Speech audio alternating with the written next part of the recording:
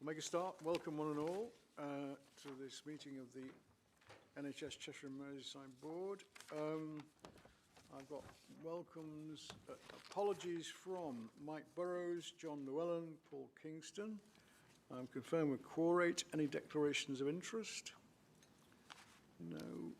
So minutes of the meeting of the 28th of May. Can we confirm accuracy, please, and approved?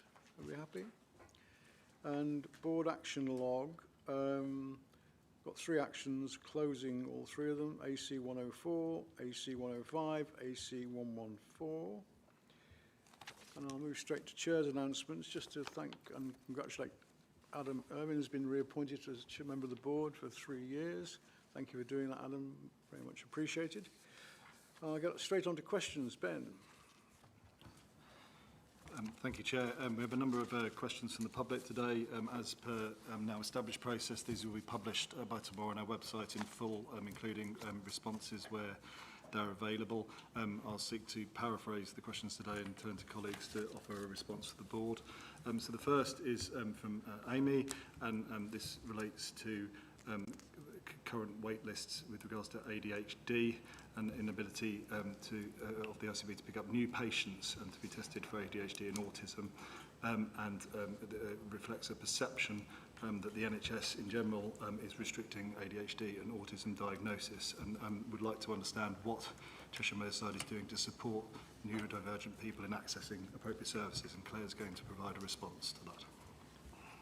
Okay, thank you. Thank you for the question. So, historically, adult ADHD and autism assessment services in secondary care have focused mostly on giving a diagnosis rather than meeting needs. So this means many people who are struggling are not getting help early. So this keeps happening, waiting lists continue to grow, and those with the greatest need will wait for longer for support. So being referred for an ADHD or autism assessment doesn't mean someone will receive a diagnosis. The assessment is done to understand what is causing the difficulties, and sometimes outcomes may be something different. The rising demand costs a lot of money, is putting a lot of pressure on the NHS, and there are many NHS and private organisations offering ADHD assessments, and this means people are not always getting the same type of care. As a result of these challenges, our adult ADHD and autism services in Cheshire and Merseyside need to change so we can understand and support people better. So our plans for better adult ADHD and autism services aim to understand people's needs in a clear and fair way, help more people get support without needing a diagnosis, increase the number of ADHD and autism assessments through development of a new primary care services, and make sure specialist services are available for people with most complex needs.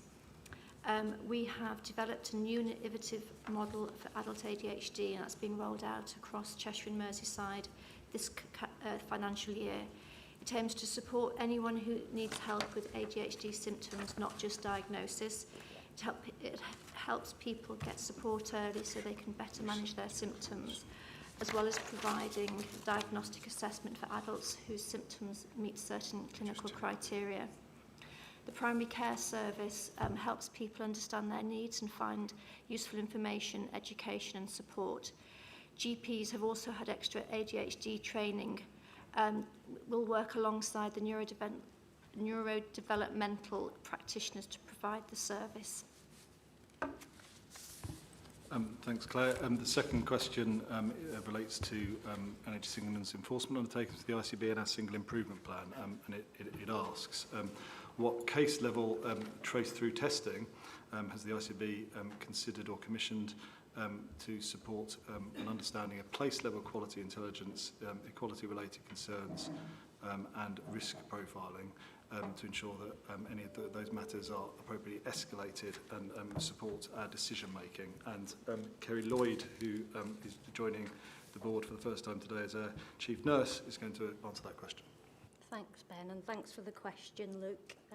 The ICB Quality and Performance Committee receives a monthly assurance report that relates to each of the 9 local authority footprints that reflects geographically commissioned services. These reports will detail any risks to quality and safety, as well as any associated investigative outcomes that have been undertaken. The Chair's highlight report then details to board those issues requiring board level oversight, whether that be in an alerting, advisory or assurance capacity, and these reports are detailed within the board papers. The ICB has a robust approach to equality and quality impact assessment, with an executive-led weekly panel to risk assess the impact of any proposed population-based service change and further inform commissioning plans. A quarterly report is received by the Quality and Performance Committee that details each EQIA undertaken and its outcome. Thank you, Kerry. And I should have said that was a previous question was from Luke Sampson. So the next question is from Ben Jones at the BMA, and this quotes a Minister of State for Health's statement that the Department of Health and Social Care has provided £238 million of emergency cash support to trusts within the ICB footprint. Okay, I can seek to do that. Yes. So this next question references a statement made by the Minister of State for Health and reads, the Department of Health and Social Care has provided over £238 million of emergency cash finance support to trusts within the ICB's footprint, and goes on to ask which trusts this was for, the amount and date of funding, the circumstances, the level of support, and whether any specific conditions were apportioned. And Andrea, Director of Finance, is going to respond to that.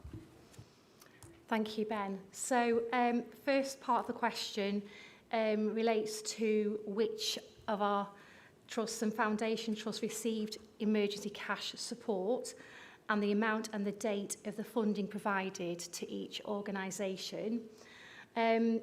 As the applications for emergency cash support are carried out by NHS England, we as the ICB were not aware of the exact date that funding is provided.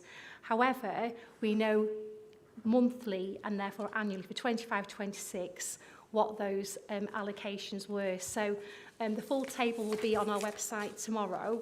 But in terms of the annual figures, I can confirm the Countess of Chester received 23.3 million, Liverpool Women's 22.6 million, Mersey and West Lancashire 21.7 million, Warrington and Halton 27.2 million, Rural University 58.3 million, East Cheshire 9.4 million, and Liverpool University 75.8 million, and that comes to the 238.3 million. In terms of this financial year 26-27, there is no longer a requirement for providers to copy in the ICB for any cash support, so we're not copied into those applications. The next part of the question is the circumstances that led to an organisation receiving emergency cash support. We're not able to comment on the exact circumstances, but what we can say is that each organisation routinely undertakes cash flow forecasts, and that is a fundamental part of that process of seeking cash support, because that will identify the need of the provider. The next part of the question is, how is that level of support determined? That assessment is undertaken by NHS England, who will determine the level of support related to each application. We're also being asked whether any of the funding was subject to specific conditions or restrictions on its use, or ring-fenced for particular purposes, and the ICB is not aware of any specific conditions, restrictions or ring-fencing, and any of those terms would be strictly between NHS England and the individual provider. Finally, whether the funding is repayable, and if so, the terms and conditions attached to repayment, and again, that would need to be addressed to the provider or NHS England. They would be individual circumstances. Thank you. Thank you, Andrea. So the next question is from Claire Edelston, and this relates to NHS Talking Therapies services, in particular within St Helens, and references long wait times and an understanding that there was a likelihood of moving to some dedicated premises within that borough.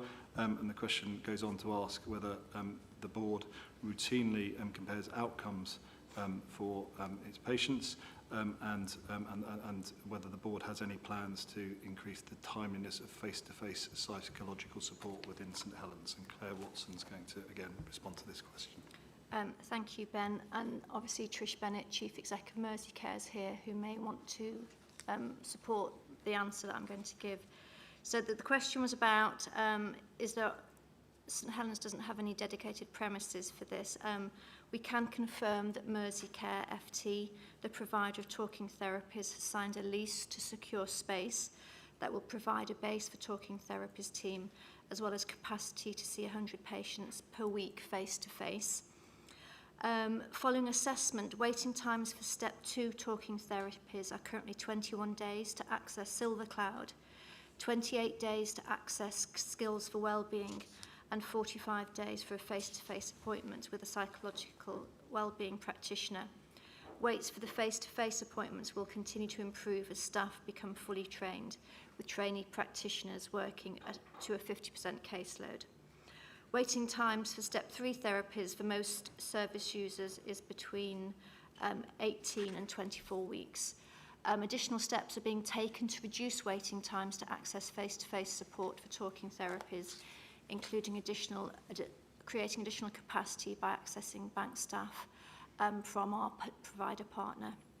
There are ongoing workforce planning and recruitment and training taking place to ensure sufficiency for the service to be fully compliant with national and local standards by 28-29.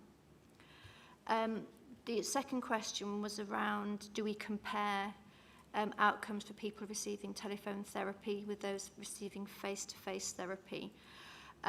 So although telephone therapy is offered to service users, the main delivery method is through virtual or face-to-face appointments. Outcomes for the St Helens service are generally above target, so with 53% of service users receiving reliable recovery against a target of 51%, and 70.5% achieving reliable improvement against a target of 69, so above the target. It should also be noted that outcome measure definitions are recently being revised as per the national standards, so there's going to be a period of transition taking place and fluctuations in data could be observed.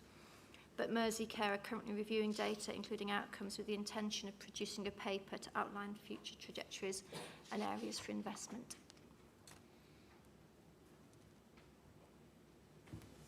Chair, nothing to add to that. That's a very comprehensive response, I would say, and it really reflects what Merseyside are doing, both in terms of premises, training and data review. Thank you, Claire and Trish. The next question is from Felicity Dowling and relates to, it's entitled Listening to Women About the Maternity Crisis. And it starts with, it's disappointing to read the ICB's report on Ockenden and Amos and the state of maternity. The loudest message from these reports is to listen to women. The answer is not more regulations. And it goes on to make a number of statements around the need to see women and families being listened to with respect and their comments being addressed at the time and being fed back into the service. We need more time and space for midwives to think, and a national conversation about maternity requires the board to listen to midwives. And our Chief Nurse, Kerry Lloyd, has got a response to this as well, Chair. Thanks, Ben, and thanks, Felicity, for the question. The ICB fully supports the importance of listening to all staff and the population who use the services we commission. This is vital for us in informing and improving what we commission in order to improve outcomes. The ICB agrees with the imperative need to listen to women and families in maternity services specifically, and work in partnership with our maternity providers in Cheshire and Merseyside, who do this at organisational level through their maternity and neonatal voices partnerships. The ICB, through the work of its maternity team, engage with providers and their MMVP teams at Cheshire and Mersey level and ensure their voice is heard at the ICB Maternity Assurance Board. The ICB will adopt the developing patient-reported experience measures that are due to be published for maternity services. We appreciate the additional national investment of £10.6 million into the midwifery workforce, which will bolster the current resource allocations. And the ICB will fully engage in the national rollout of the staff listening events planned from September 2026 onwards, aligned to the findings of the AMOS review. Thank you, Kerry. The next question's from... Sorry, you've had the... I'm sorry. We've got a major issue. Sorry, you've asked... If I may, I'm sorry to interrupt. We have a lot of business today, and you've made a very long statement in the question. You've had the answer to it. The answer has indicated we are going to go through a big listening exercise, as is the NHS nationally. Can we move on, Ben, to the next question, please? This is a major issue. Thank you.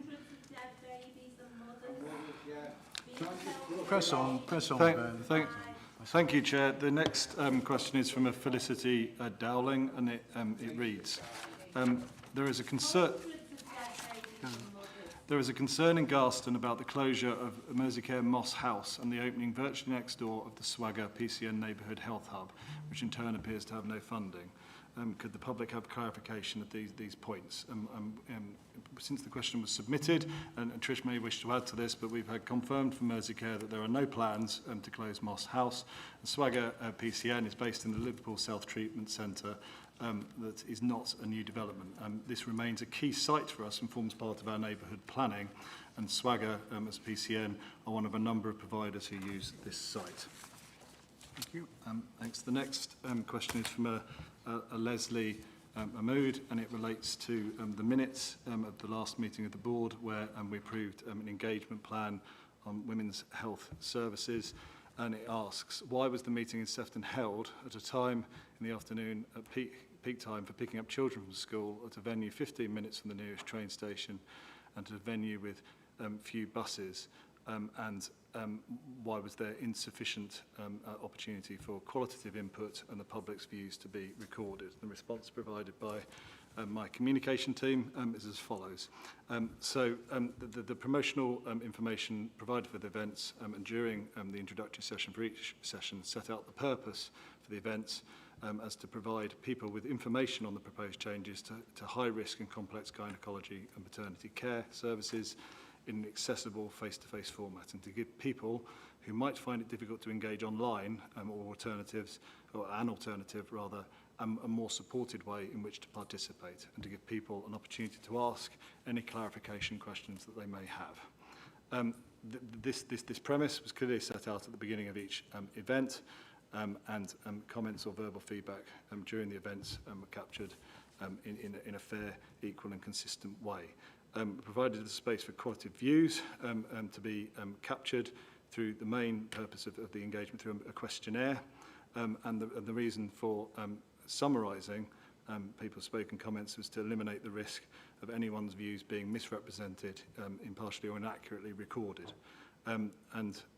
Finally, on this aspect of the question, we were keen to ensure that some people's opinions weren't inadvertently elevated and that all of the views of our residents were being heard. As to the location and the timing of the meeting, a number of factors were considered in this, including availability of local venues, the accessibility and the cost of the hire, as well, importantly, as the availability of clinicians to attend and be able to present at the meeting. But we do recognise that it's nearly impossible to always meet everyone's requirements. We want to point out that the Sefton meeting was not the only face-to-face meeting that took place with this engagement, and that as to the specific criticisms about accessibility, the team was satisfied that 36-metre walk to a bus stop, 77-metre walk to a bus stop and multiple parking spaces meant that this was a good accessible building venue, but also very close to Bootle, which is an important large residential area which is currently underserved. So we'd like the board to be assured on accessibility. From the point of view of the final question, this is also from Felicity Dowling, relates to her being concerned, as stated, little progress in abolishing the winter crisis in hospitals, and would like to know how much the crisis costs, but also what the system is doing to impact positively on flow and capacity pressures within A&E, and quotes aspects of our performance report stating that A&E 4-hour performance is at 73.2% as versus a national target of 78%, and goes on to quote other aspects of the performance report, including 20%, up to 20% of beds being occupied by patients who no longer meet the criteria to reside. And Jude Adams is going to respond to that, Chair. Yes, thank you. Undoubtedly, the state of urgent and emergency care, and certainly our preparedness for winter, is one of the biggest operational issues that we face as a whole system. It's not solely an ICB problem, it is a collective responsibility of primary care local authorities and our acute hospitals to solve. And a lot of that work is happening in each of our localities, with those teams coming together to work out what are the right solutions. As an ICB, we've agreed a strategy. We've committed some funding just in the last month to support a new system for care coordination across Liverpool and across the Cheshires, to work with NWAS, North West Ambulance colleagues, around signposting some patients to the right place so that not everybody comes to our emergency departments. We need to protect our emergency departments for true emergencies so that people can have their right access when they need to. We've got some more proposals about how we optimise our urgent treatment centres for those more minor illness and minor injuries, so they can be managed elsewhere outside of our big emergency departments. And we're working across local authority and primary care on our frailty plans, so the plans for our over 65s, a majority of which contribute to those 12-hour waits in the department, which are horrible from an experience point of view, is key. So those frailty plans are being developed and will start to come forward. We will bring to the September board our plans for winter as a system. And those plans for each locality will get signed off at the locality urgent and emergency care boards, and we'll look at what are the issues that are emerging for those plans that we need to address as we go into winter. And we'll work with the provider collaborative to look at what are some of our collective ambitions, particularly around 12 hours, bed occupancy, that help improve flow from the emergency department and set some of those ambitions in our plans for winter. We'll test those plans over the September period as a system. In terms of the cost, actually the cost of urgent and emergency care across primary care and secondary care is really difficult to quantify. I would say the cost of delay-related harm in people not getting access to the service is the bigger human cost to it than the financial cost, and that's why we need to stay focused on making the improvements that are much needed. Thank you.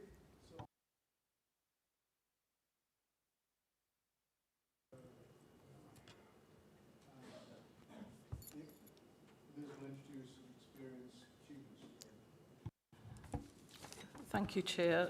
So we're just about to share a video of a patient's story who received care and treatment at Liverpool Heart and Chest Hospital. It's a story of excellent clinical care, but also the impact of the compassion, the teamwork and the kindness shown by staff as this patient called Pat faced the uncertainty of major heart surgery. And he describes how the professionalism and the approach of the staff gave him the confidence to think about his future. So what stands out from this story is not just the quality of treatment he received, but those small acts that make a big difference to patients when they're under threat of a serious condition or a treatment. And it shows how he managed to spend his 62nd birthday in hospital, which the staff made sure that he had that celebration. So as you watch, we invite you to reflect on the impact our services have on people's lives and the difference, some of them small differences, some of them big differences, that every interaction can make and the impact of care and outcomes. Thank you. Over to the video and Pat's story. Thank you. So I had a fainting episode in North Wales last year. I'd never fainted before, hadn't fainted since. A one-off really, but I ended up on the ground unconscious for however long it was. And so I got in touch with my GP a few days later on a telephone call, and he invited me in for an ECG and a chat with him, and he decided that the ECG was fine. I hadn't had a heart attack, but eventually he heard a murmur on my heart and decided that I'd needed referring for extra tests to see what was going on inside, because it was decided that I needed a valve replacement. From meeting the cardiologist to meeting Jacob the surgeon was, I think it was a period of 12 and a half, 13 weeks. So there was a lot of time in between for me. My head was just spinning with everything going on. So many questions to ask, wondering what's life going to be like afterwards. But I met Jacob, and he was so reassuring. All my worries just washed away within half an hour of meeting him. He explained everything that he needed to do, the reasons why he needed to do it, and the benefits for me. And I just happened to mention to him, I said, well, if you ever get a cancellation, I can be here like a shot. So within a week and a day of meeting the surgeon, he was calling me up. I was at home doing some gardening out the back, and he phoned me up and he said, can you come in today? We can operate tomorrow. I was here at 4 o'clock getting settled down onto Birch Ward for the night. And everything just happened so quick. I even slept like a log that night without tossing and turning, thinking, oh my God, what's going to happen to me tomorrow? And next thing I know, I was in a wheelchair getting wheeled off to theatre. So I think I spent one night in Poku. That's all a bit of a blur to me. But I remember going to Cedar Ward, and by a stroke of luck, I ended up with my own little room. I mean, they were obviously giving me medications for pain relief, and they were forever in testing me with ECGs, taking my blood pressure. Yeah, it was the service was brilliant. Yeah, they were always on top of everything. The way the nurses just went about things, and they just all worked together. It didn't matter who they were in the room; they just worked together, and they were just so professional. And before I met the surgeon, I was so worried about what is life going to be like for me. But because I could see my progress whilst I was on the ward, I thought, my God, it's not going to be as bad as I was thinking. And by the time of discharge, I felt so confident, thinking I can leave this place and not worry about a single thing. And I haven't worried at all. I've been home. I can get up and down the stairs. Even that night when I got home, I was up and down the stairs. I could go to the loo. I could dress myself, wash myself, feed myself. I mean, obviously, I can't do the things like the gardening and shopping, which I understand. But just general day-to-day living it's unbelievable. And then it's looking bright. I mean, I always thought my future was bright anyway. But now I feel a newfound confidence in myself. And I've had no post-operative blues. Honest, I feel so good. You'd expect like people to be moping around, because obviously you're out of action for at least a good 3 months while your breastbone repairs. You can't drive for 6 weeks. It's a lot for somebody to even just accept you can't drive for 6 weeks, and you're pretty much housebound or depending on other people to help you out. But it doesn't bother me at all. I've had some good friends helping me out. What I would like to add is I did actually spend my 62nd birthday here. Every time a member of staff came to you to do something, you were always asked your name and your date of birth. So I'd give them my name and the date of birth, but then they came Wednesday morning. I actually said my name and my date of birth, and they were, "It's your birthday!" Yeah, put some posters up on the wall saying happy birthday. They brought in a little Mr. Kipling cake. So I went down to the cath labs in the afternoon, and we went through the same procedure, name and date of birth, and they went, "Oh, it's your birthday." So as they were wheeling me into the cath lab, the girl said to the surgeons in there, "Warm your voices up, we've got a birthday boy here." And the next thing, Paul McCartney's singing to me while they're operating on my shoulder. And we played that song a couple of times. And then the next thing you know, Stevie Wonder starts singing, "Happy birthday to you." And it is a serious situation, but just lying there with Stevie Wonder singing "Happy Birthday" to me was just, it was crazy, and it was over within less than an hour. And it's really opened my eyes, yeah, because I say I've never been in this sort of situation before, and the way everything just worked, it was seamless. It really was. And look at me now. I can't believe what I've been through, and I'm up and about and sitting here and laughing and talking about it with a big smile on my face. Lovely. Really lovely. Thanks for that. So I'll move straight on then. So ICB business items, reflecting on government commission reviews. So Kerry, I think you're dealing with this one. Yes, thank you, Chair. I just thought it was important before I get into the detail of the content of the paper to the board, just to acknowledge just how emotional a read both the Amos and the Ockenden reviews were on both a personal and a professional basis, and how I have the utmost admiration, foremost for the families involved, but also the staff who took part in the review process. I think their bravery and resilience shone through, and I felt it important to acknowledge that from the outset. I don't think there can be few amongst us who, having read those reports, will not be moved and be even more determined to go further and faster to improve maternity services as a consequence. But the report itself details the key findings of the two seminal reviews published in June regarding maternity services in England, the Ockenden and the Amos reviews. The paper details the implications of those reviews for the board and its wider stakeholders, as well as in the appendices a letter issued by Sir Jim Mackey, the CEO of NHS England, in response to the publication of those reviews, and a call to action with a 10-point plan for the system. The report finalises by just detailing the actions already being taken by the system to date, and the board is asked to note the content of the report and request future assurance updates.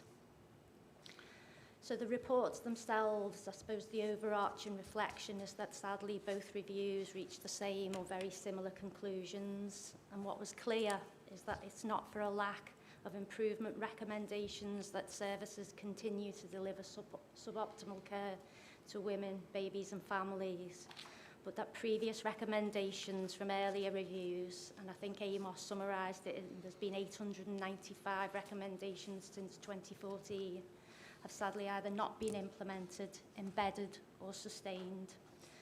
And that's really hard to hear, I think, as a healthcare professional, as a nurse sat here, but I think we have to fully accept the findings without any degree of defensiveness if we are really serious about improvement, and I think these reports mark a turning point. So the report, the paper in the pack details the overarching themes identified within both reports, and there's clear detail in both reports of a failure to listen to women, a failure to escalate safety concerns, clear and pervasive examples of discrimination, inequity and racism, workforce capacity challenges and cultural issues, poor governance and oversight, failure to learn, and a variation in outcomes linked to inequity and inequality. The Ockenden review itself is the largest ever review of a single trust ever undertaken, involving 2,500 families and spanning care specifically provided at Nottingham University Trust between 2012 and 2025, so 13 years of care delivery. The review itself outlines a series of immediate and essential actions to be taken that include listening to women and families first and foremost, workforce planning and safe staffing. I think there's a recognition that the complexity of women and babies have changed over the last 30, 40 years. We had maternity service 30 to 40 years ago where it was vaginal births, midwifery led. I think some of the statistics now suggest that over 60% of deliveries have some sort of obstetric intervention, so that complexity has grown and the workforce needs to change to accommodate some of that. the real importance of joint training and multi-professional learning, so we get rid of any factions. So we have midwives training with obstetricians, training with nurses, training with medics. That was clear and explicit within the report. Risk assessment through pregnancy. I think there was a sense that risk and how it's assessed needs to be much more dynamic. We sort of determine at the outset that, oh, this woman's high risk, this woman's low risk, but actually that needs to be much more of a dynamic process throughout pregnancy. How we're involving families in the investigation process, and some move towards it. Families aren't happy with the investigative processes that have been undertaken that call for more independent review. Better governance and board accountability, so that clear visibility at board of maternity services across all providers. The need to improve psychological safety and bereavement and both post-death aftercare. The AMOS review looked at much more broader systemic failure, so a failure to learn from previous reviews, and included visits to 12 trusts across the country. 6 overarching themes and recommendations identified, as I say, all overlapping with some of the Ockenden findings. But some new sort of recommendations with the establishment of a statutory maternity and neonatal commissioner, so that new national role accountable to Parliament and acting as the co-chair for the National Maternity Task Force that's been set up, chaired by the Secretary of State. The introduction of a modern service framework for maternity services, and making listening to women a safety metric alongside racism, whether that be racism towards patients or racism towards staff, and we talked about some of that earlier on in the private board. Improvements investigations, and that's strengthening in leadership and culture, with some improvements to digital infrastructure and estates. The report then goes on to detail the implications for this board and its wider partners, and I'd like to reassure the board that much of what is detailed is happening already across the system, but will be looked again with further vigour considering the findings of these latest reviews. But just so the board knows, we have monthly assurance reporting on all of our maternity services to Quality and Performance Committee, which you'll see from the Chair's report later on in the pack. We have a detailed and ongoing development of our maternity safety metric dashboard for Cheshire and Mersey providers. We have a weekly sit-rep reporting by all providers outlining the staffing and areas of operational pressure, and that leads to what we have a weekly maternity goal command meeting, which all the directors, heads of midwifery attend, and that's an opportunity just to discuss the hotspots across the maternity system, and we can the providers request mutual aid so we can become much more dynamic in terms of dealing with those operational pressures. The ICB, I'd say, was a little bit ahead of the game in terms of work to standardise the triage processes that we have. So we moved quite quickly to the Birmingham model for obstetric triage, and that work continues to be strengthened across our providers, and very clear local surveillance oversight systems in terms of escalation of risk from ward to board. The appendix of the report also details the letter that I described from NHS England with a 10-point plan, as well as some detail around additional funding and investment, but a clear series of some time-bound actions for system partners to undertake whilst we await the further national guidance. It details investment in workforce and estates, and our providers are already undertaking a gap analysis while we await that further national information. The board is asked to therefore note the content of the report and request further assurance updates on actions and responses. Thank you very much indeed. Any questions, comments?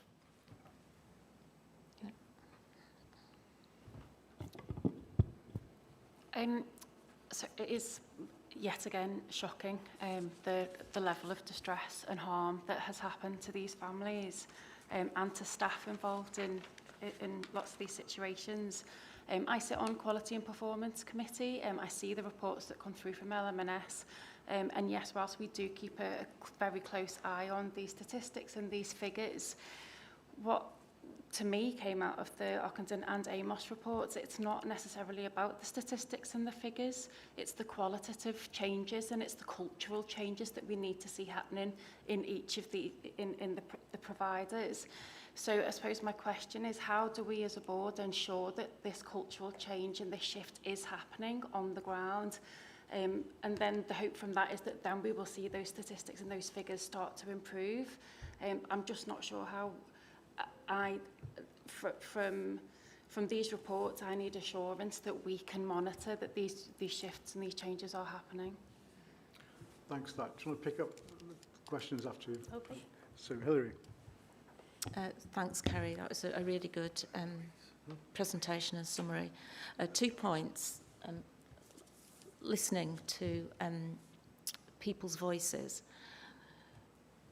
Very often, and people from culturally different backgrounds or different ethnic backgrounds are not comfortable with the parameters of what we say, the complaints procedures, or having their voice heard through maternity voices and neonatal voices charity.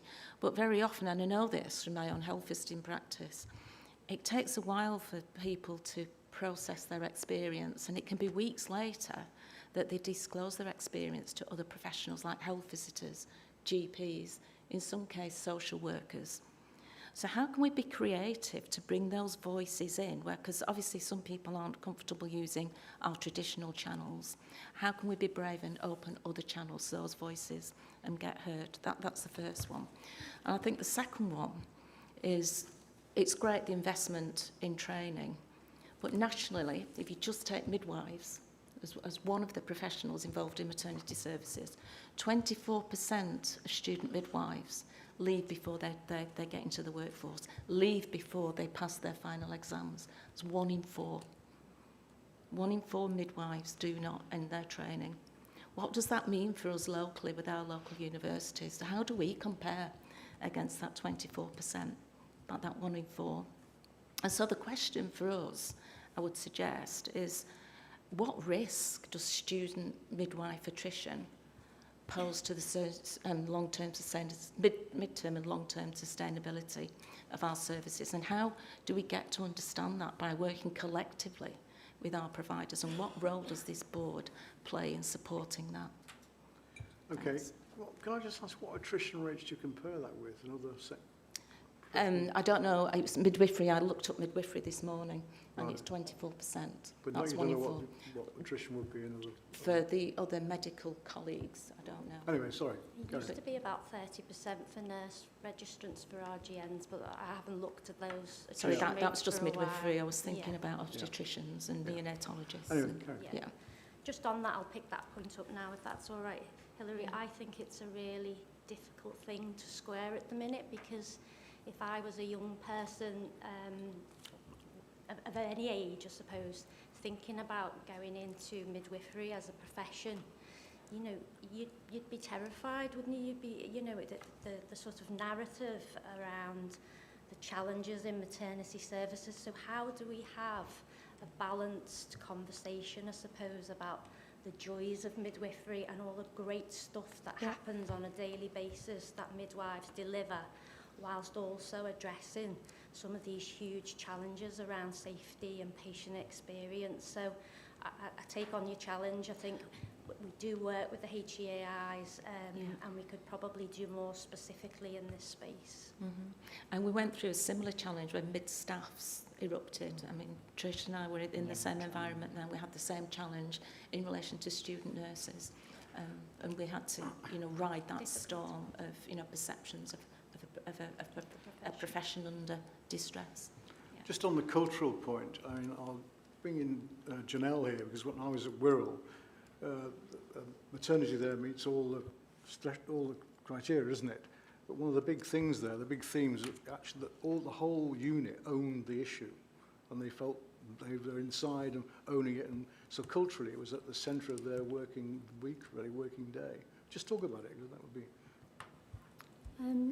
So when I joined the organisation back in 2016, they had quite a difficult sort of cultural issues across the women's and children's services, and And that meant that a lot of leadership work in there and bringing the teams together and all that stuff that's in the recommendations around multidisciplinary teams coming together, training together, working together, and which culminated in a really, really good CQC outputs probably must be nearly 2 years ago now, with good in areas of outstanding practice, including our community birthing centre.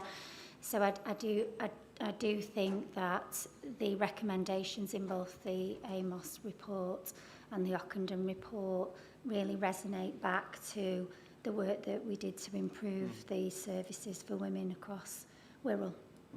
Thanks, Lou. Thank you.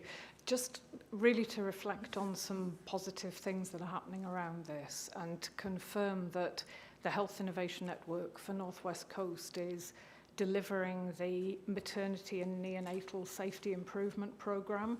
So this is a nationally funded programme funded by National Patient Safety Improvement. It's built on best practice that's been tested around the country and brought into every part of the system in terms of spread and adoption. So we're doing this across Cheshire and Mersey. All of the FTs are part of that. And there's a process element of it, which is looking at optimisation and stabilisation of preterm infant. There's a piece around early recognition and management of deterioration in women and babies, and there's improving clinical practice in areas that contribute to avoidable harm. So there's process content, but there's also a big piece about quality improvement coaching, which is really focused on that culture piece and developing communities of practice to support implementation across the local systems. All of that needs to be done and delivered by the end of March of next year, and it includes the extension and rollout of Martha's rule as well as a key part of this. So there's actually a lot happening to do that frontline engagement. Thanks very much for that. Ruth. Thank you. I mean, the thing that sticks in my mind with both reports is women weren't listened to. But if you read the Women's Health Strategy, it's the same story. Women were not listened to on a whole range of things about their own health. So I think there's something fundamental that we need to acknowledge today, that is, we can't have that situation. So whatever, all the systems and processes we have, we listen to what people tell us, whether it's in obstetrics, gynae, general health issues. So I think there's a broader issue about this board recognising we have to incorporate in our ways of working patient feedback, patient experience. And PREMS would be one of them, but as Hilary said, not everybody will use that method. So actively being curious to hear, how was it for you? What are the issues? So really trying to, there's a big cultural piece here. It's not just about single services. So that's a general point. And I think, you know, looking at around people's reaction, I think we all agree this can't go on like this. So that's the first thing. The second one was, you mentioned so the level of births now that are complicated. 60% need obstetric intervention. And yet midwives are no longer nurse trained. And we have complex needs, chronic illnesses. It's not just the baby anymore. It's all the other things that are wrong, that are affecting women's health and well-being. So I guess, is anybody looking at the core training needed in the profession to ensure that it's fit for purpose for the types of issues that they're now dealing with and going forward?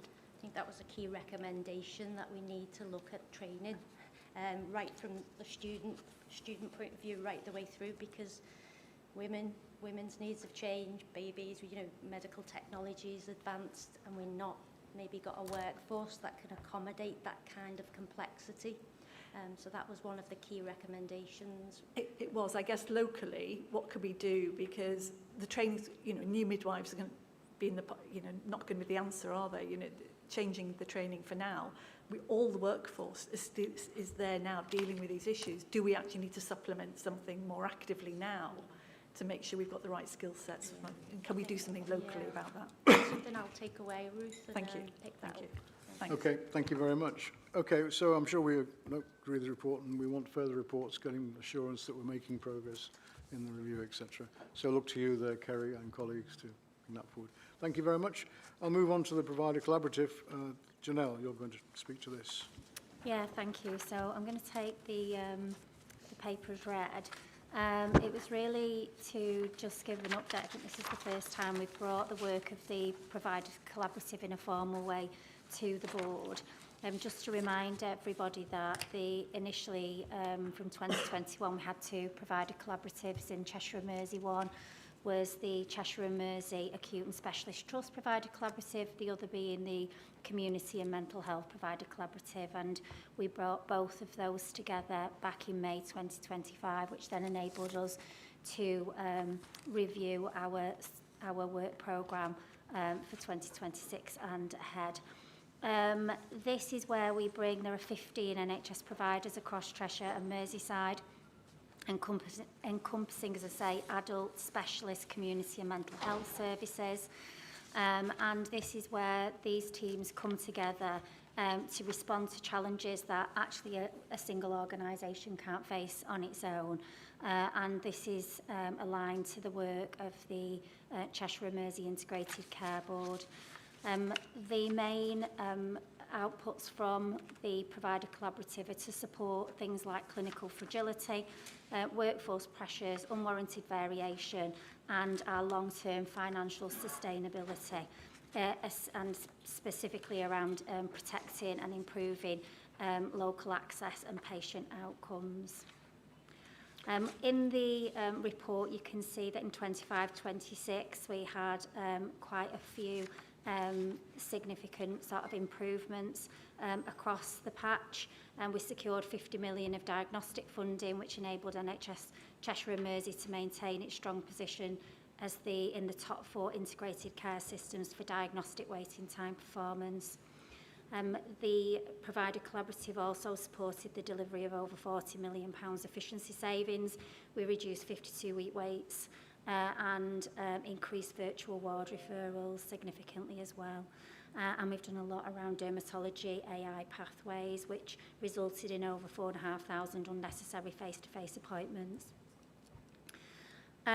The critical success of the future was that the publication of the Cheshire and Mersey Provider Blueprint that was developed between all organisations and signed off by trust boards in each of those 15 providers.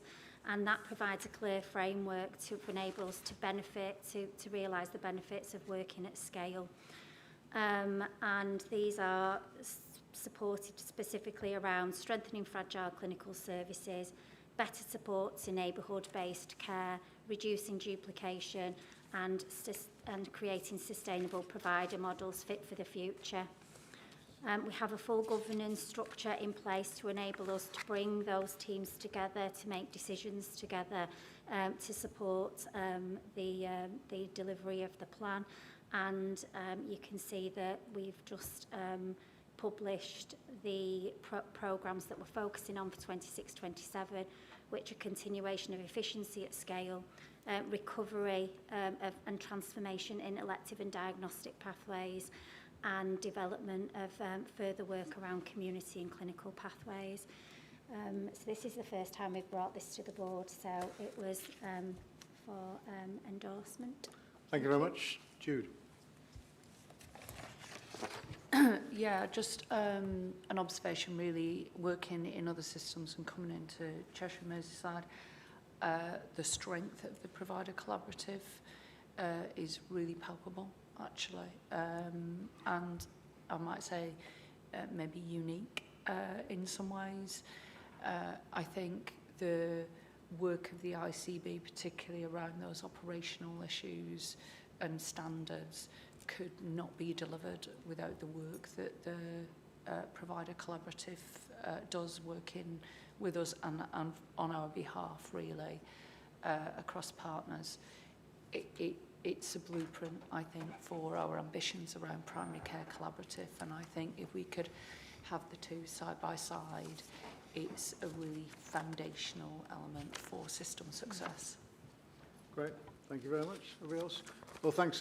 Can you pass on our thanks, Janelle, to everybody involved in the collaborative, but recognising there have been improvements and a different relationship and all the rest of it. We're making big gains there. And we heard this morning quite a lot of the work has got the framework of the collaborative around it. So thanks very much indeed. So I'll move on then to the Board Assurance Framework. Ben. Thank you, Chair. The report is set out on page 68 of the public board pack, and I'm sure the board won't need reminding that the concept of board assurance framework is to support it in terms of tracking delivery against its strategic objectives and threats to delivery. We've provided the board with a summary view, Appendix 1, and a more detailed view, Appendix 2. When this report was last considered by the board in March, we had an amount of feedback around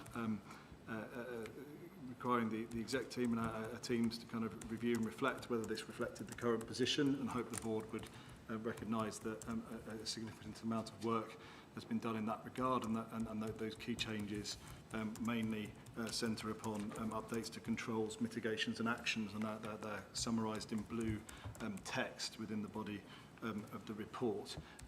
The board is asked to note the current risk profile and those updates to mitigations, actions and controls, and in particular to offer any comment on BAF risk 15, which relates to the sustainability of our health and care system. Previously, that was a risk that described provider sustainability, which we didn't feel quite reflected the landscape and our operating environment today. A couple of other things to draw the board's attention to. We have updated and refined the risk that describes or speaks to the neighbourhood, health and community agenda, which is, I think, risk 16. Obviously, that reflects the fact there's been an amount of national policy guidance since the board last met, and so we've aimed to reflect that. And another key change is a proposed reduction in risk to the finance risk, which we feel reflects the role of the ICB as a strategic commissioner in the system, where the board will be very aware that previously our responsibilities kind of encompassed, as are currently reflected in our undertakings, a wider system perspective, which isn't quite where we are today. So draw the board's attention to those changes.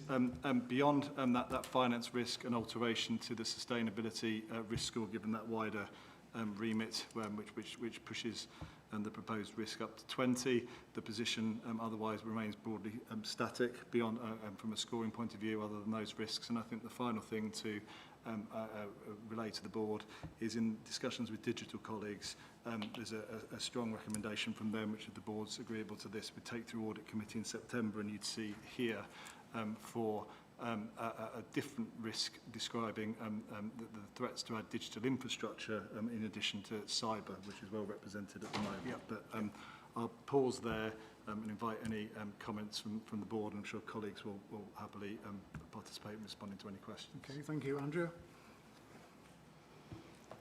Thank you. I think just reflecting on the updated register, we are looking more and more now at devolution of commissioning, different commissioning models, neighbourhood health, IHOs. So I think it's something that we need to think about going forward is our risk appetite, particularly financially, and how that features into our financial governance. So really good to see all the work that we've done so far on refreshing the BAF and our risk register, but I think it would be really helpful to start to move into the risk appetite conversation. Thank you. Ben? Thanks, Chair. I suppose to update the board on Andrew's comments, so as things currently stand, our board development programme suggests that we should be considering that sort of issue in hopefully October or December, so that would be a good time to respond to those points. Okay, good. Everybody content? Ruth? Yeah, generally good progress in revamping it. Just on P16, and the shift to more service in the community, it talks about neighbourhoods and shifting care out of hospital. There's a fundamental thing, which is making sure we've got strength and depth in primary care. And I wouldn't want to miss the workforce changes and the pressures and challenges that we've got there. That is one of the underpinning features. So I guess, are we keeping an eye on that we've got strength in capacity and capability in the contractor services, GPs especially, but the others as well? Okay, we reflect on that as well. Yep. Anybody else? Are we content? Yep. Okay, good, thank you. So I'll move on then to Billinge. Yeah, so thank you. I'm just going to give a very brief update on a practice issue we've been supporting with over the past few weeks. So Billinge Medical Practice was served notice on by their landlords in March, and since then the ICB estates team and the local primary care team have been working hand in glove with the practice at options for where the practice could relocate to. So went through a series of sort of option considerations which are outlined in the paper. I think the key criteria are really important. It isn't just any option, it's about patient access, continuity, clinical safety and quality, and various other criteria which are listed in the paper. And I think obviously the primary sort of priority for the ICB is patient quality and care. Working with the practice, who are very supportive of our proposal, a full business case came to exec team earlier this month to relocate the practice from the recreation ground to the Garswood Health Centre, which is just less than 2 miles away. Various considerations were given in terms of the most sort of safe, sort of the safest, most deliverable and sustainable option for the long term, so that the practice staff and the patients, more importantly, could have continuity of care in a high quality building where they could receive best care possible. We've been working with the practice on a robust mobilisation plan to make sure we can move, the services and the patients and the practice in time so that the continuity is continued before the lease expires.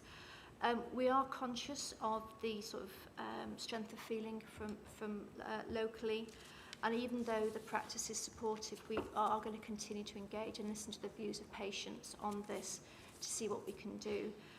The decision to relocate the practice is a long-term decision, and we don't plan as an ICB to sort of return patient services to the current site at the Recreation Drive. But we do recognise the strength of feeling, so we'll continue to work with the practice and the population to look at sort of an assessment and evaluation if there are alternative premises, but they would have to be considered alongside other primary care developments across Cheshire and Merseyside. But just wanted to bring that to the board's attention. Thank you. I think that's a very important point. I've been involved in this, and there's clearly a lot of local feeling. The situation was precipitated by the owners of the building, who were the previous practice, who let it deteriorate to an extent that was no longer viable as far as a GP practice. But we do have that building quite close by. But conscious of the strength of feeling, we will, of course, continue to listen to the community, working with the practice, who, in fact, were very supportive of the move. But we will continue to work with them and to going forward and take account of what the options are in the context of the wider demands on the budget. So just so there's that reassurance to the community. Is everybody happy about that? Just to note the progress. Thank you. Leadership reports, Chief Executive.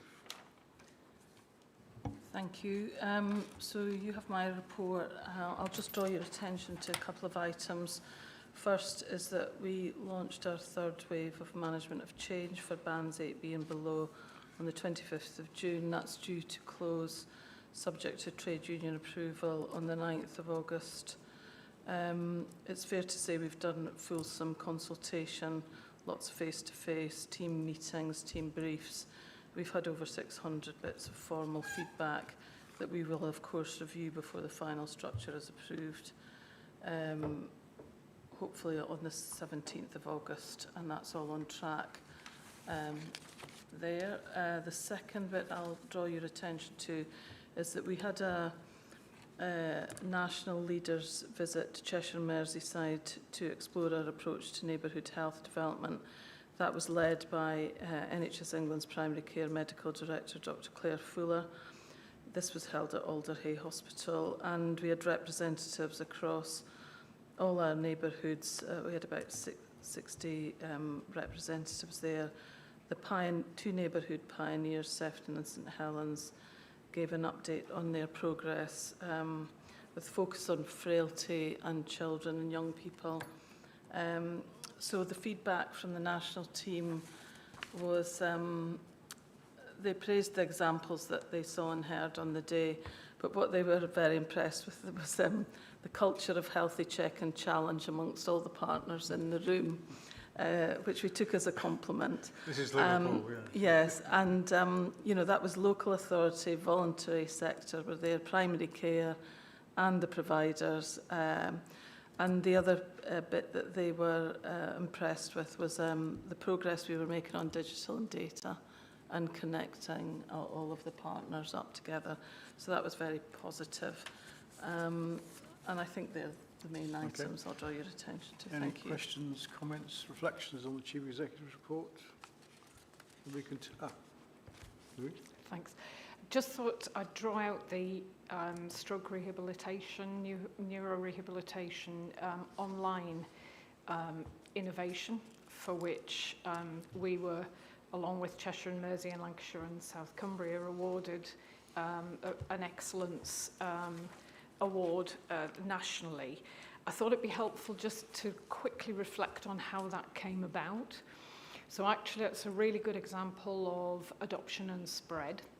So the initial work, the piloting, was all done in Lancashire and South Cumbria. The funding for that was secured by one Steve Adams, who I suspect is well known to one of the board.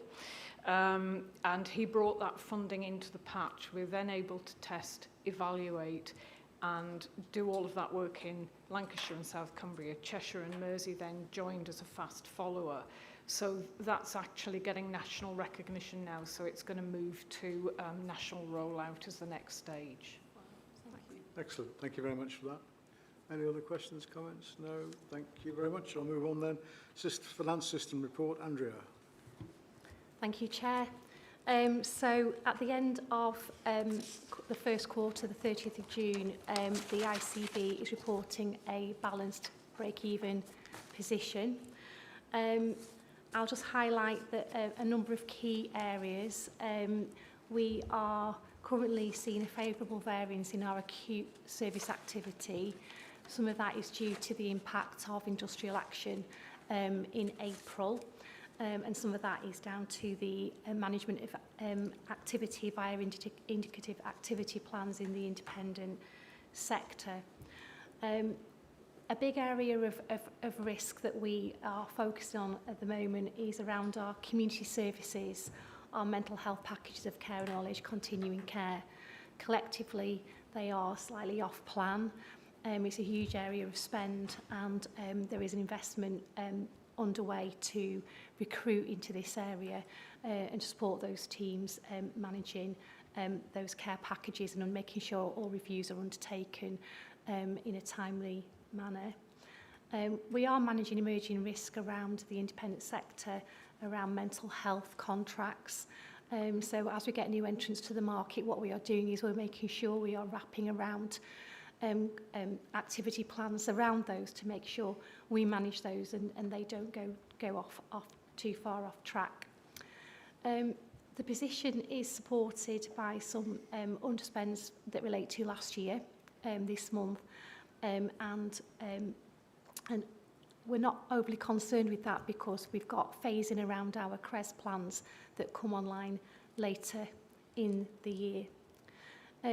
What I would say about CRES is that we have a significant CRES programme of £144 million, and we are planning to overachieve to the tune of 154 million. So that gives us a de-risk to that 144 million that we require.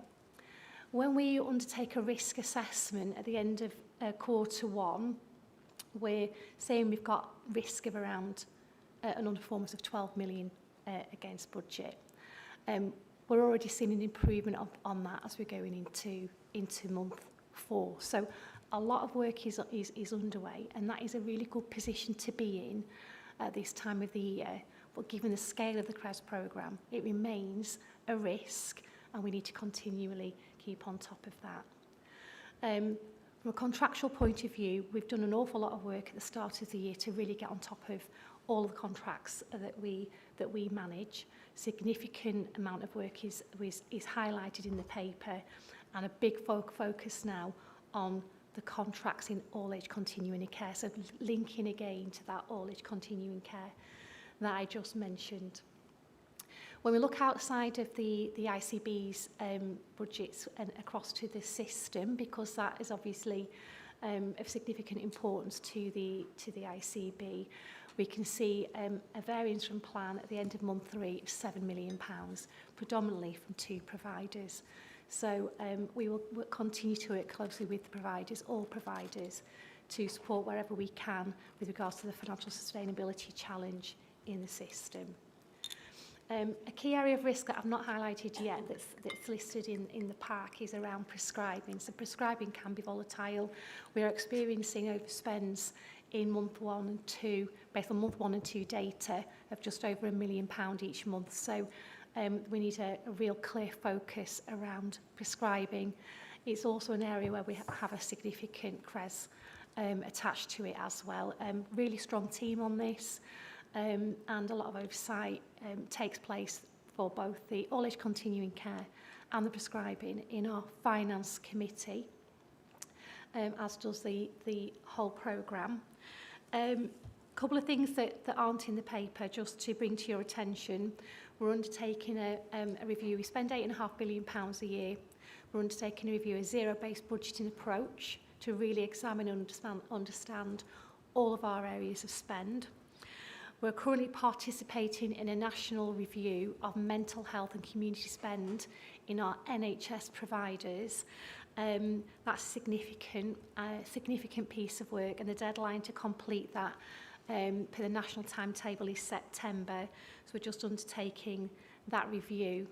And then what we're also going to do is we're going to start to forecast our position to the end of the year earlier than usual. So we're starting that piece of work now, looking at where are we headed, what mitigations do we need to take place, or what is a dashboard that we need to all sit around with clear SROs for each of those areas. So really make sure we have got transparency, grip, oversight all the way through to the end of the financial year.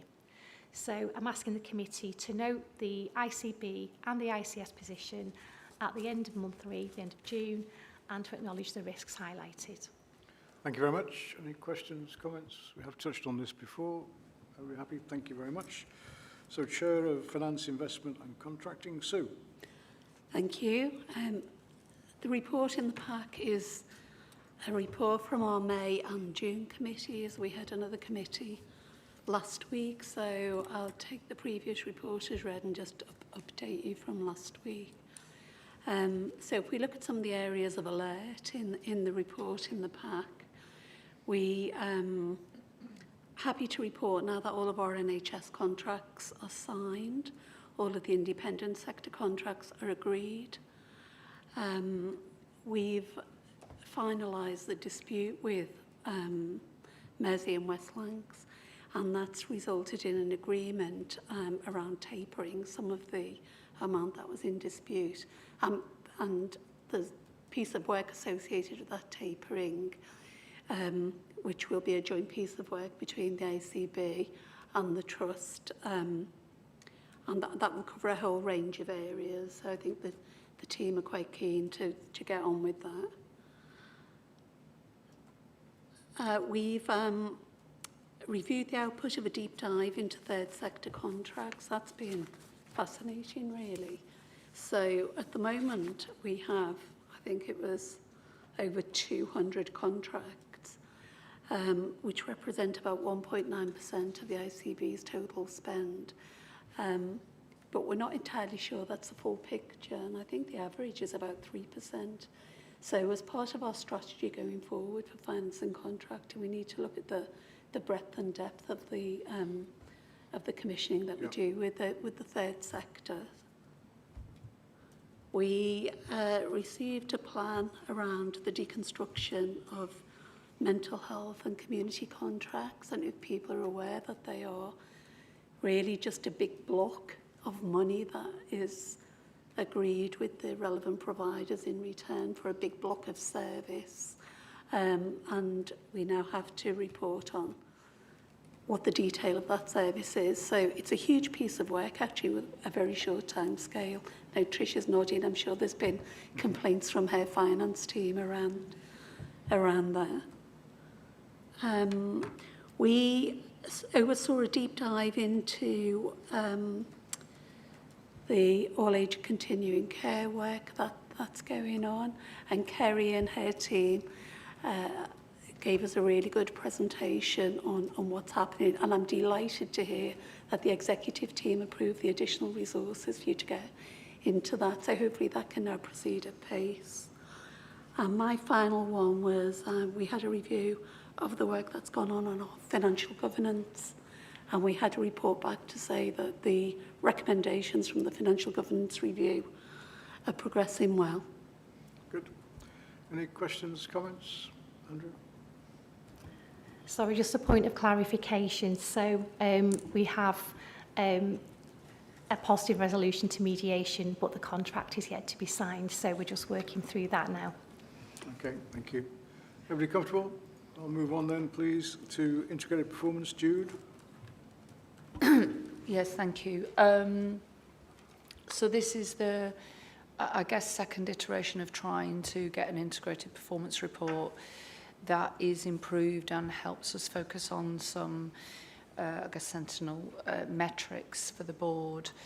We have devolved a lot of metrics to our sub-board committees, so that's not to say that they have disappeared, but we might, as we go through this, think there are some things that actually we need to pick back up, and we might want to pick some things up momentarily to ensure that they're where we need them to be, and then we can put them back down to committee. So I don't think we should see this as static, but something that actually as a board, these are the things we want to pay leadership attention to.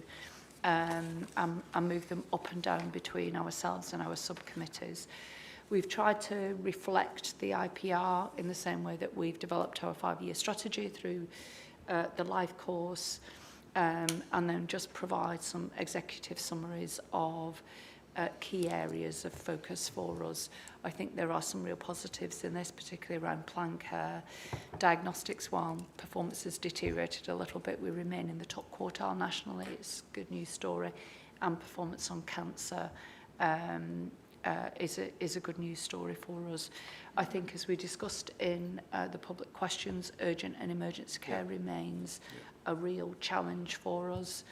And you know, we need to bring something back, I think, in September around what is it that we're doing that's going to shift the dial. What I would say is I just want to pull out particularly the no criteria to reside number, which is a kind of horrible phrase really, but it's for patients who do not need to receive their ongoing care needs in an acute hospital setting and are often waiting for packages of care. It's not moved very much. It's fairly static for us, and it's quite a high number of beds that are occupied, and that in itself leads to a challenge of patients being left in the emergency department for 12 hours, where we perform one of the worst in the country. So I think focusing on that as an opportunity to improve will inherently improve our 12-hour position. I want to say it's often looked at as a local authority problem. It is a we problem, in my experience, and I think needs to be owned as much by what it is that we do in the acute hospital setting that potentially deconditions patients so that when they exit, they're exiting with higher care needs. And I'm working closely with the chief nurses and our DASs to try to understand some evidence about what are packages of care that people enter the hospital system with and what are they leaving with. And I think we've got some evidence of people enter with nothing and they leave to a care home, and I think we need to see that as a delay-related harm and call it out as such.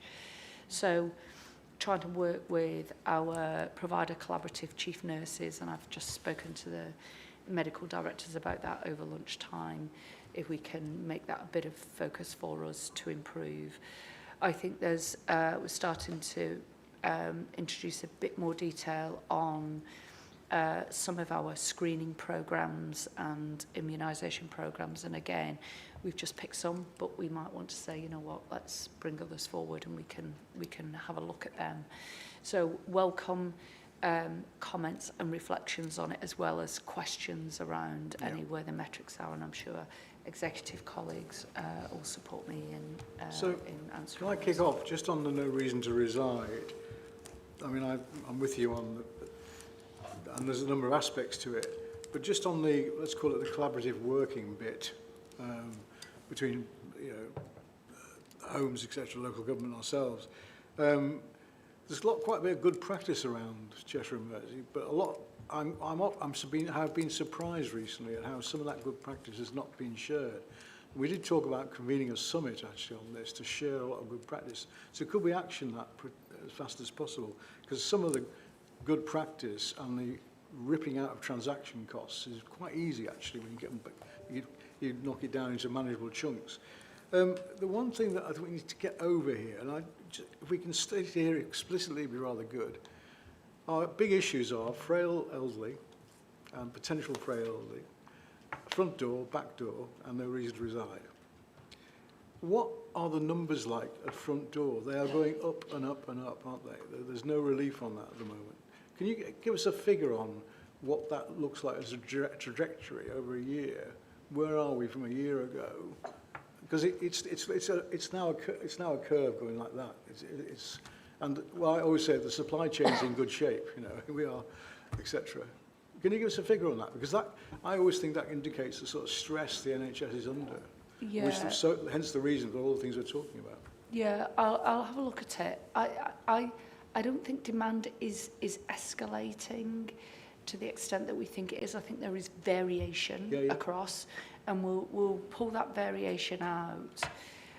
I think the work that we're trying to do, and I think one of the key focus of neighbourhoods and neighbourhood health is that whole prevention bit. Yeah. Actually, and even when people have feel poorly and have urgent needs, what is it? There is lots of opportunity to keep people in their communities, in their own homes. And so a lot of our focus of our strategy is really about that. So we have got demand in some places that is increasing. We combine that with exit block, and we combine that with a financial challenge in our acute providers of a need to kind of reduce beds. And I think that's what's creating the tension in the system. But I'm really happy to bring back in September a bit more of a deep dive into... I would just like to flush out the actual facts about this, because there's a lot of misunderstanding about it. And actually, if we have that in front of us, we may get and also a summit of some kind around, particularly around the reason, we might start chipping away at some of this. Yeah. But often some of it, as you say, it's very variable, but access to GPs, it's about mindset of people. There's a whole set of things here. Yeah. But I think we should try and expose it a bit more as an issue that we should be taking, use our convening power to actually start exploring. We can bring a bigger piece. I think the bigger challenge for us in the demand is the population growth of the over 75s. So, you know, over 12% by 2030, and that's the challenge that we've got to face looking forward. Really support the intention to classify discharge-related harm as a really good step, and it's a way of really humanising these figures. I just looked up something that I did look up last week, and because Age UK published a report. I don't know if you saw it. You know, 13,000 people today across the UK are in beds that they shouldn't be in, and that equates to 4.5 million lost bed days a year. And I'm just thinking, so that narrative is really powerful. How many bed days each quarter per provider are we losing? And what is the 1% of clinical practice we can do to not just get people up, you know, moving around and discharged, but get them towards their home? Because there's enough beds in the system. The beds are in people's own homes, or, you know, places that people call home. But what is that 1% improvement that clinicians and their support staff can make each and every day? And the compound effect of that may shift the numbers. The final thing around, which I've just looked up, there's a 70% increase, growth in the numbers of people residing in beds since 2021. 70% increase, frail elderly. So it just gives a national perspective. And you know, I know one of the issues for me has always been the scale of what you can do on the front door, because to actually relieve some of the pressure. And so what's a ward cost? 2.5 million, do you know? Yeah. So if you could create, release 3 wards, nearly 10 million, what you could do with that 10 million in terms of left shift is extraordinary. So we have to break this circle somewhere. We have to break it, and there's a whole set of issues there.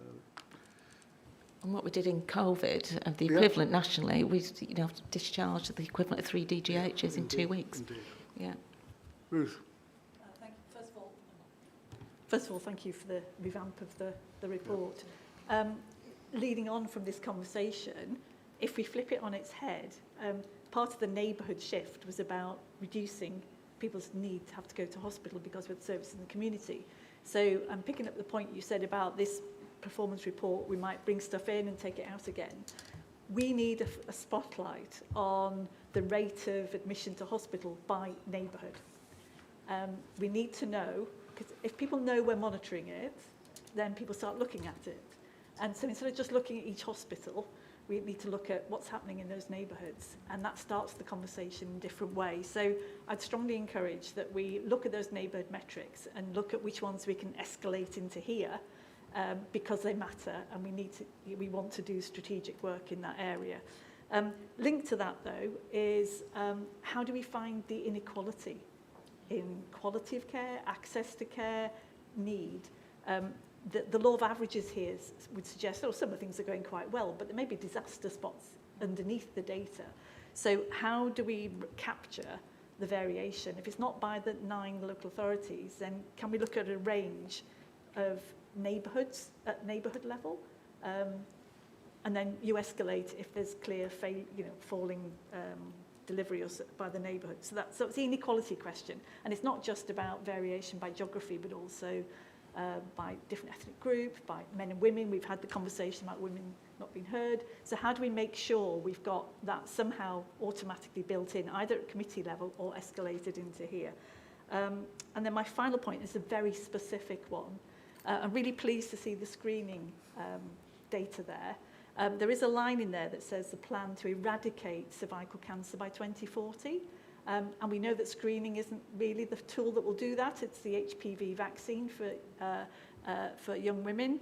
And I have warned Ian that I would ask that we should monitor that. And I don't know, I know nationally the rates haven't been as high as we hoped. And I just wondered where we are now in Cheshire and Merseyside. Ian, if you want to pick that up. So, thank you, yeah. So this is obviously an indicator that our region are responsible for and commissioning, but will be ours from the 1st of April. And I suppose also just adding to Jude's comments, and that these are some of the metrics that the ICB will also be scored against moving forward. Yeah. There's deprivation levels that sit underneath that, and some gaps in how we manage our hypertension and lipids as well. So there's other indicators that Jude alluded that we can add to and look at the deprivation and the inequalities in that.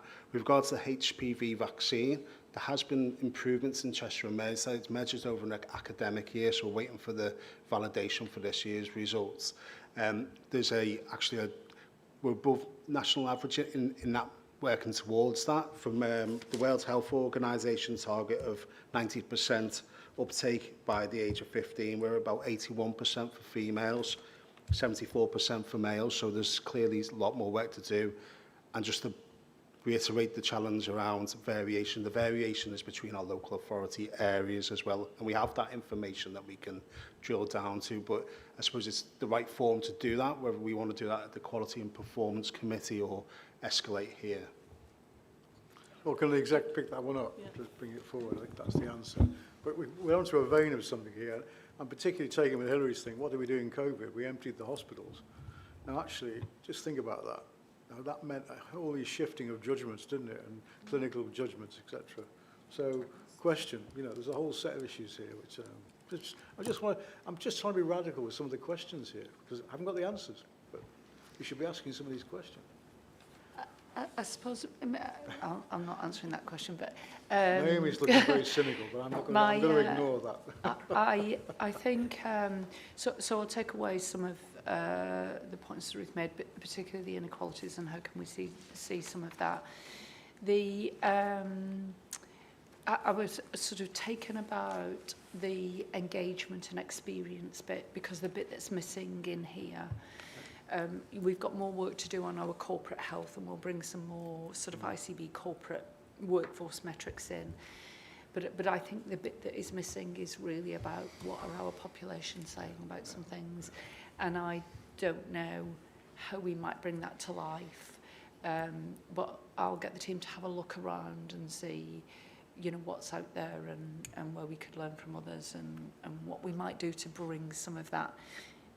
What are our public saying about some things into the report? I'm picking up Ruth's point. I mean, I know there's a lot on, but, you know, finding an area with actually high incidence of front door, health inequalities, getting some pilots working on it to start trying to understand this a bit more, etc., might be really worth thinking about from our perspective.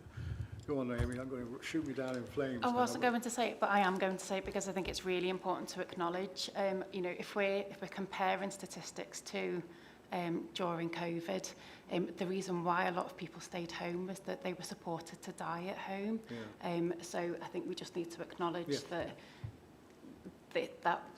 it's all very well saying we emptied the hospitals. Actually, we didn't send a lot of people to hospital, and we supported them to die at home. So I think we just, you know, particularly for myself and other colleagues who were part of that, I think it's important that we recognise that. I think within that, if I can push back slightly, the clinical judgments at the front door being made by, I'm talking generally now, not in COVID, you see the doctor strikes, you see actually a change in performance there. And actually it all goes back to risk and how clinicians see risk and how that's all changed. There's a whole set of issues here which we need to revisit. But I'm just thinking we should be trying to try some things out here and just work some pilots through and worth experimenting. Paul? Chair, just responding to Jude's comment around patient experience, Health Watch hear patient experience on a day-by-day basis, so we really can contribute to that input of information and really some questioning back from the board about how we can contribute further. Yeah, thank you. Trish, Tony. Tony first.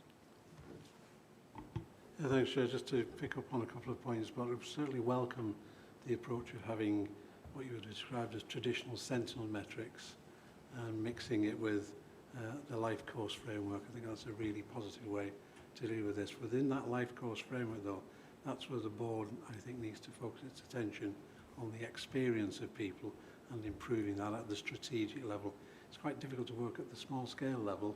I understand that we need information data on individual personal experience, but at least at the strategic level, by maintaining this life course approach, we'll be able to contribute strategically long-term to this. So the themes, I think, that should come through in your selection of metrics and the narrative that goes with them are we evidencing the impact of prevention? So are we actually reducing the number of people attending hospital, avoiding hospital? That's paramount importance. But the experience, I mean, there are some metrics in there that appear to be of concern to the NHS, such as the length of time spent in A&E departments, 12 hours and so on, but that's actually a very good surrogate measure of poor experience. So I think we need to start to interrogate these and present them in a different way. The narrative is really important. The last point is that you mentioned earlier on about the ability to escalate, that's from committee or from executives to the board. I think that's what this model now allows us to do very quickly. Separate set of metrics go to Quality and Performance Committee. We will escalate things as necessary there. I'm sure the execs will also escalate issues. So what the board should see over time is escalation of key risks using the metrics rather than just getting lost in, as we sometimes were, a long list of disconnected metrics. So I think it's an impressive piece of work, but it is only a first step. Jude, thank you. Sorry, excuse me, we're in the middle of a conversation, if you excuse me. Greatest respect, we're in the middle of a conversation trying to work a few things out. So, if I can't, Trish. Thank you very much, Chair. And if I could just go back to the non-criteria to reside point. Yeah. Completely support what Jude has said and other people here, you know, in terms of quality and actually financial impact for us. I think just to make a point about the number of the 20% plus, of course you see that not just in physical health, but actually it is a growing problem in our mental health services and learning disability.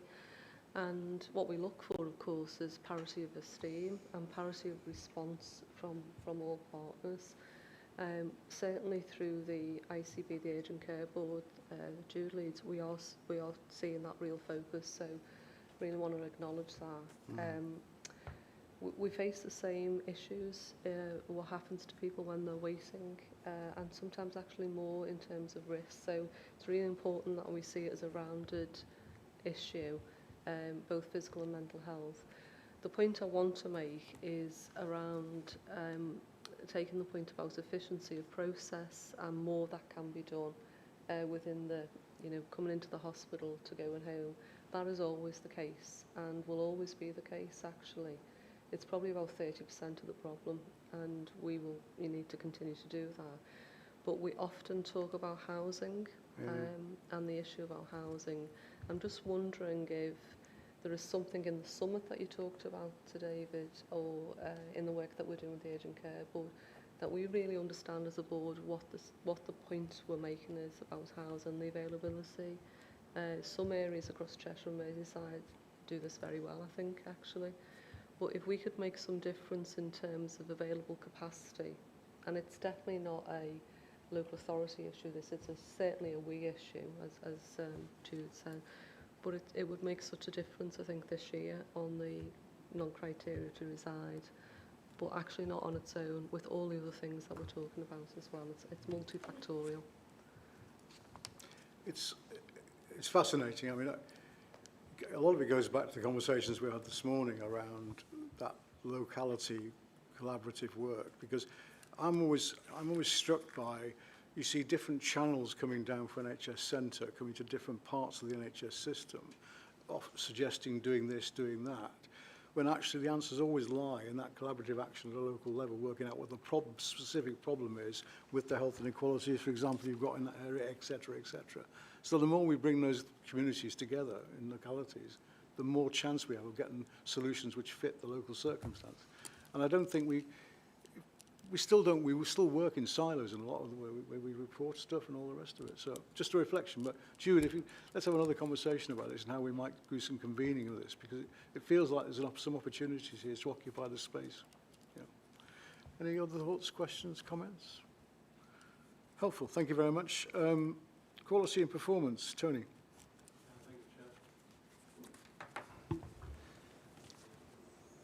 Yeah, just to bring to the board's attention some items in the Chair's report from the Quality and Performance Committee. The committee noted concerns in relation to the quality, safety and sustainability at East Cheshire Trust. The response, the System Oversight Group has been re-established and met in June, and the committee will hear later about the improvements that's delivered.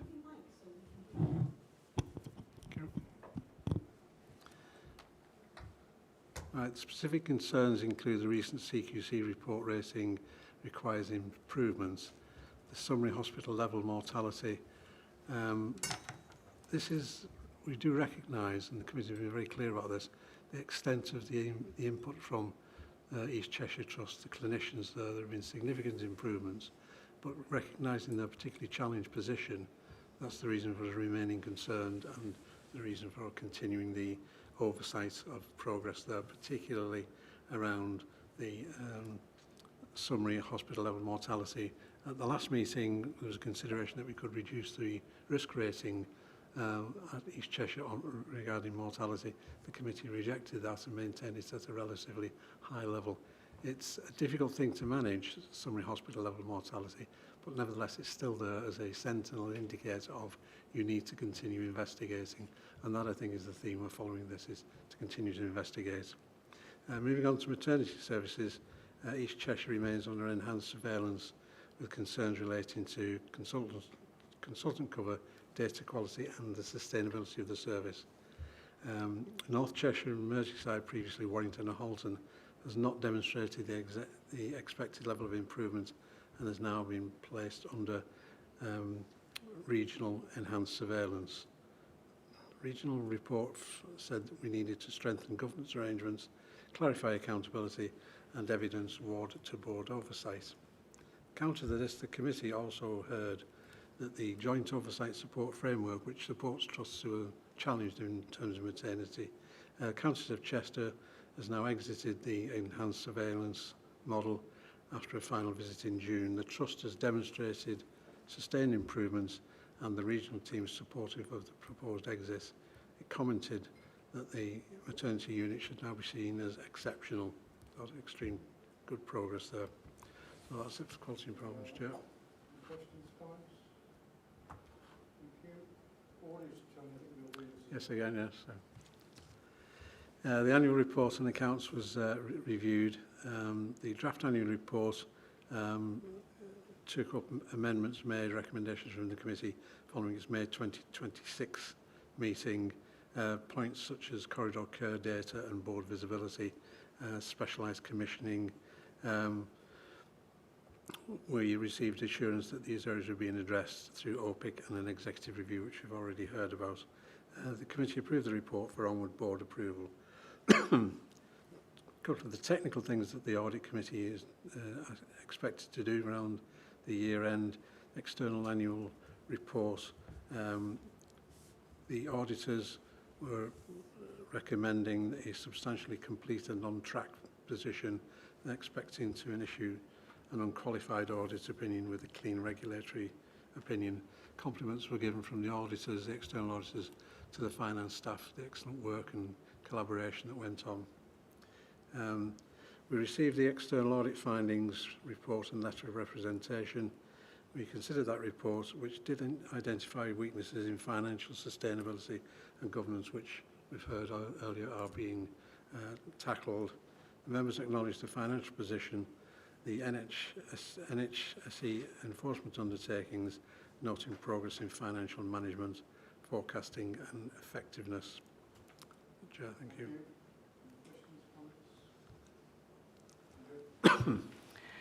Thank you. I just wanted to highlight that we've undertaken an internal review of financial governance arrangements in the ICB.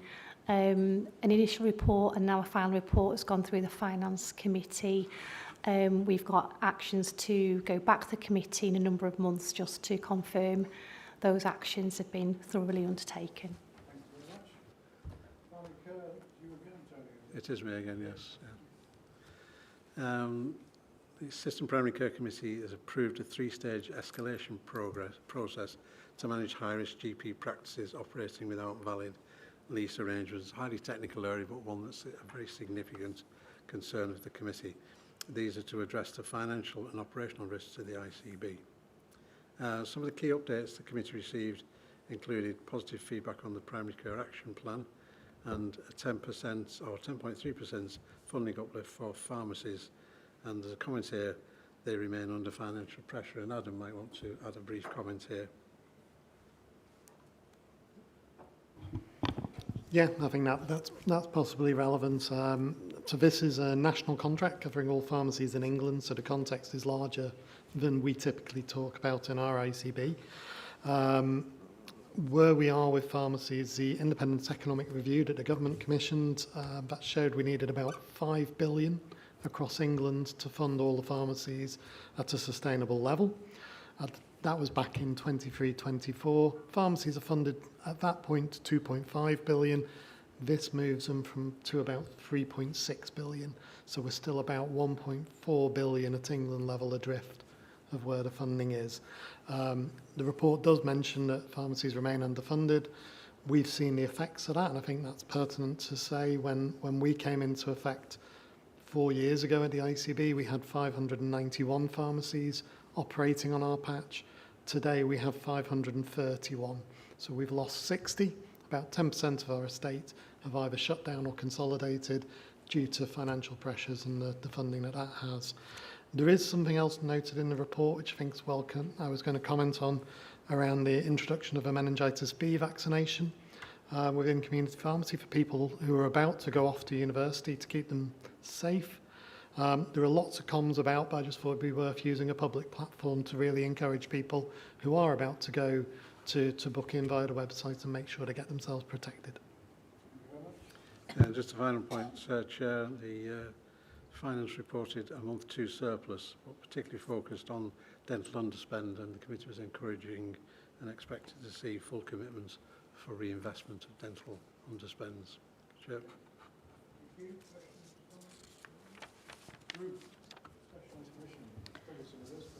I think, I think I'll pick out 2 things. First of all, the neonatal services review is ongoing. They're in the engagement phase of staff and service users, so to look out for that as the work progresses across the North West region. And then we've talked about OPIC, the new entity. Just put on record, thanks to all the staff who've been working so hard from the ICB to try and develop a new model. And we can expect a paper in September.